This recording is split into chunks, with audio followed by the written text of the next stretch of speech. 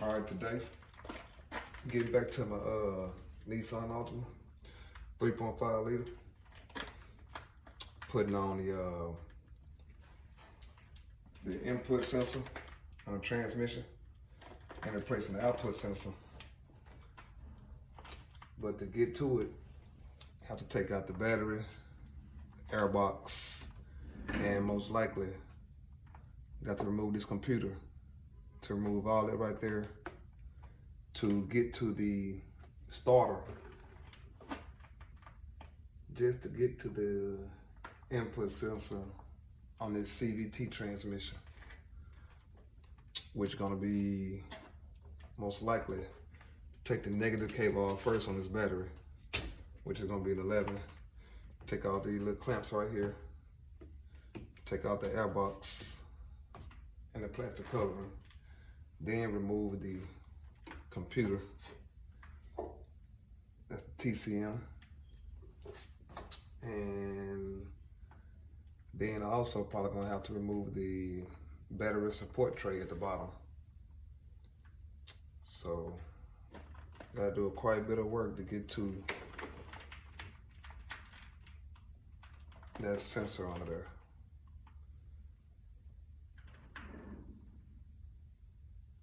And just to let you know, I'm recording by myself right now, so if you don't get a chance to see me do the work, I'm gonna tell it to you step by step, because I'm actually recording by myself. So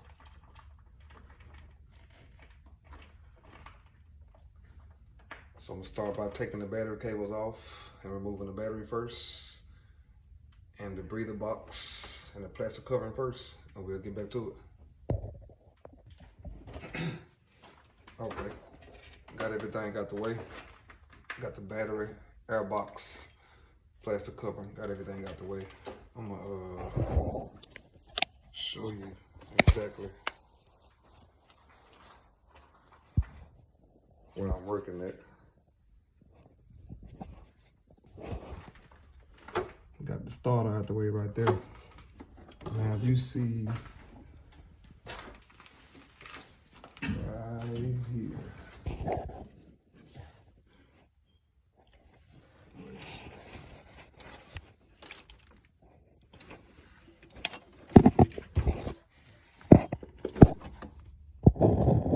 right there is the sensor. That is the input transmission speed sensor right there. If you have a fault code right there, that's right there where the starter is. It's right there up under the starter. It's a 10mm socket. To get to it, you have to take the starter out. That's the only way. But that is the sensor right there. That is the input speed sensor. And so we have to take that out and replace that.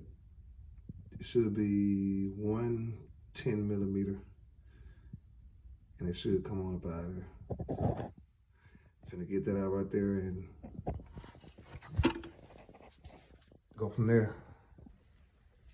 Okay, this is the sensor right here.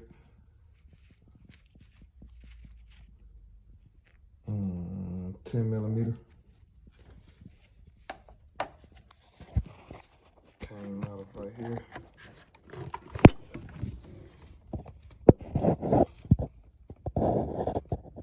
That's where it came from. I'm gonna put the light down there.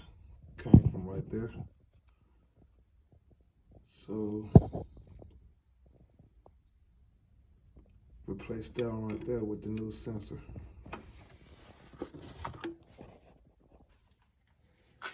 Okay, so like I said, this one right here is the old sensor. This one right here is the new sensor.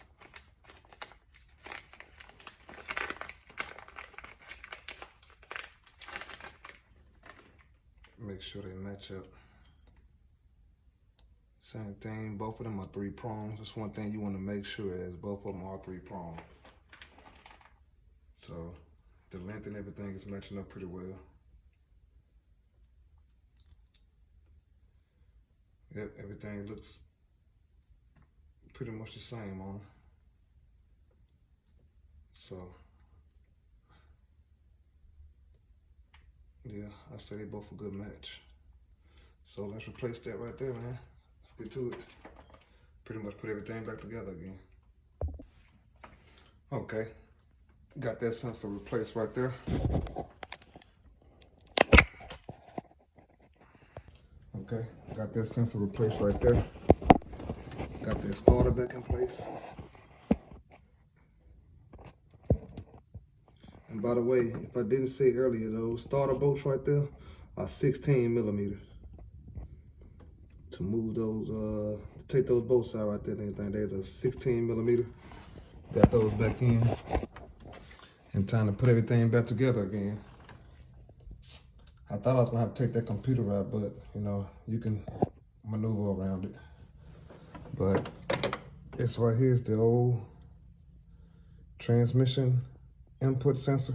This is the old one.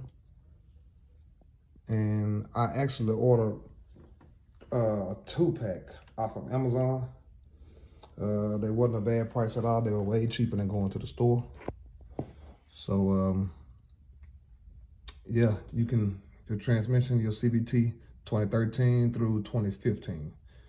If it says solenoid or sensor input not reading anything, letting you know now your input sensor is up under the starter and your output sensor should be right on the side or the rear of the transmission, but it should be, that is the output sensor. It should be 2 to 3 sensors on this transmission, CVT 2013 all the way up to 2015 Nissan Altima 3.5. So getting everything put back together and see what's going on from here.